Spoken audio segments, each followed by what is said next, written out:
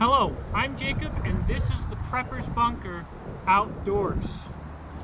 You can find this video both on YouTube and on YouTube. If you're not a member of YouTube, please create a profile and consider subscribing to me there instead of YouTube. What we're going to talk about today is the Esee 3 versus the Jg3.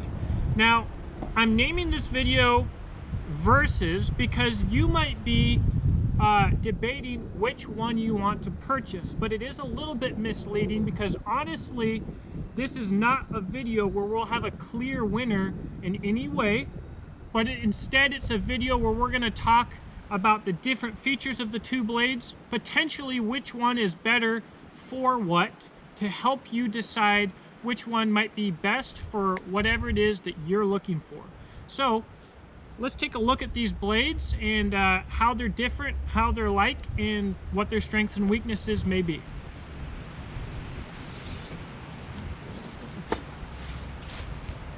GoPro, stop recording. Now, to be fair, this Esee Jg3 is a little bit modified. These are what the stock scales look like. These are stock scales that are modified by Jeff Reed of Modified Esee. So really an aesthetic difference. There's a little bit of difference in hand, but not a big deal. All right. The only problem here is one of the biggest differences between these two knives is the sheath. This is the Esee 3 sheath, and it will come with a clip. I'm just using paracord, and you can get a MOLLE backing for this to attach it to MOLLE gear. And the Esee Jg3 comes with a leather belt sheath, which I do not have. I'll post a picture of that right now. But what I have is this Scout Carry Esee 3 sheath from our Mantis, which I really like, but that's not what we're talking about right now. So one of the bigger differences between these two blades, like I said, is the sheath.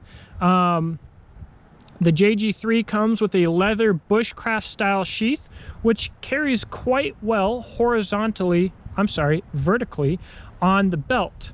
Whereas the Esee 3 comes with this injected nylon sheath, and it comes with a clip. Now, if you want to wear the knife on your belt and like a traditional style, like leather is, the Jg3 is probably kind of going to be your winner there. If you're wanting to attach your knife in a more tactical situation to MOLLE webbing or something like that, have something that's fairly versatile, the Esee 3 is going to be the winner there. Now, I keep mentioning the Esee 3. Real quick, let's look at this. This is a Rat Cutlery RC3 military, which means it's an Esee 3. It's made by Rowan. It's just before they changed their name. So it's made by the same people. It's an Esee 3, but it has the clip point, the sharpened spine, and the more angular pommel there. So basically this would be called an Esee 3 mil at this point. All right, if you don't care about the factory sheath because you're going to replace it with an aftermarket one anyways, that difference there obviously is pretty much null and void. The next difference is the coating. The next biggest difference is the coating. The Esee 3 is going to have their normal powder coat finish, and that's going to be better for resisting corrosion in hard environments. And you know, it can be stripped. So if you want a knife with no coating, that's not really a problem. Whereas if you want a knife with no coating, the Jg3 already comes without coating. The new ones have a black oxide finish, which is just an aesthetic difference from this one. The biggest way that the coated knife and the uncoated knife are different is the Esee 3, whether you keep the coating or not, is going to have the advantage of corrosion resistance, but is not going to have a square edge for striking a ferro rod. You can put a square edge on it yourself, but from the factory, that's something to consider. And it also has jimping in this little choil. If I was going to have one thing that I nitpicked on the knife, I do wish that the choil was a little bit larger. because I don't want to cut my finger. But that's a small nitpick because I've used it and I haven't cut my finger. I just wish it was a little bit larger, that's all. A lot of people hate choils and hate jimping. The benefit with the Jg3 is you have no choil and no jimping, and the lack of coating means that you have a square edge for striking a ferro rod. Other than that, guys, people might say one's better for bushcraft, one's better tactically, one's better for skinning. They're both 1/8 of an inch thick, all right?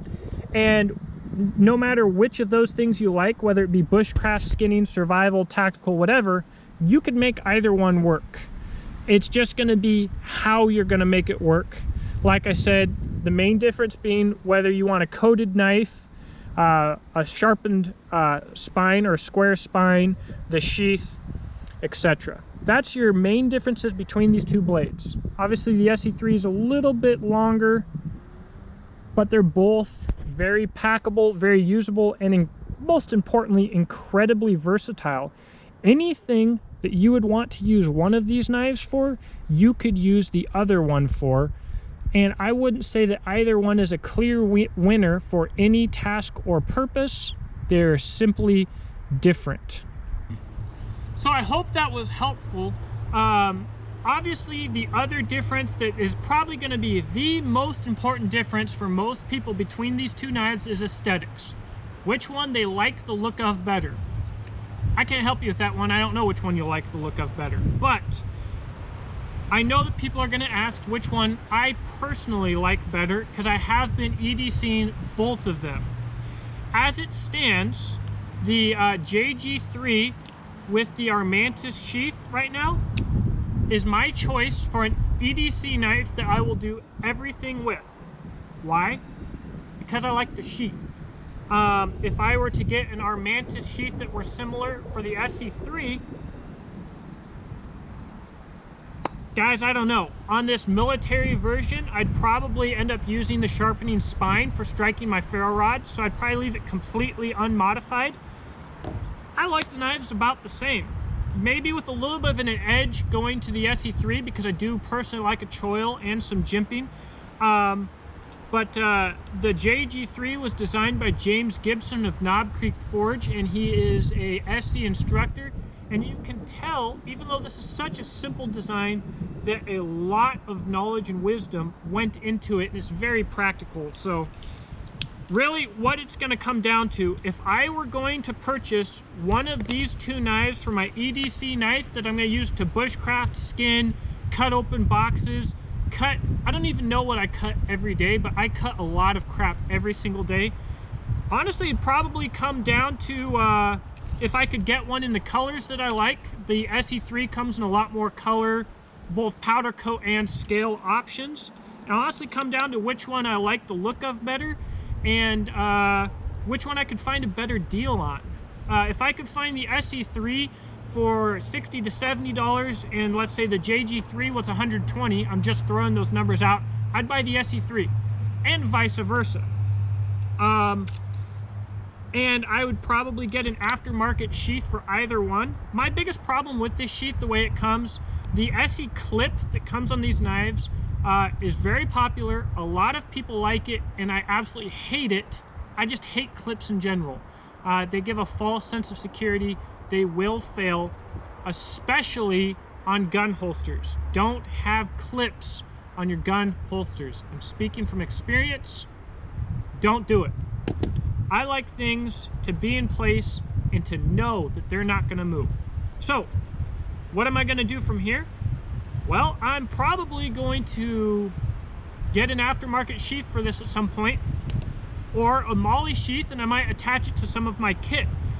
If I wanted to one of these for my Gadsden Dynamics war belt, or if I had IOTV to put this on, I would use this straight from the factory, no question. Guys, I just like the knives, and I still carry both of them every day. What I will say on a side note is that you can get on Etsy, there's a couple places that sell leather straps for the Esee3 sheath, so that you'll have a similar attachment system to this for scout carry for about 25 bucks. And that's a really cool way to go. And the biggest benefit to this knife sheath is its versatility with the eyelets. You can attach molly to it, you can attach danglers, you can attach scout carry straps, you can put a survival kit on there. It gives you modularity.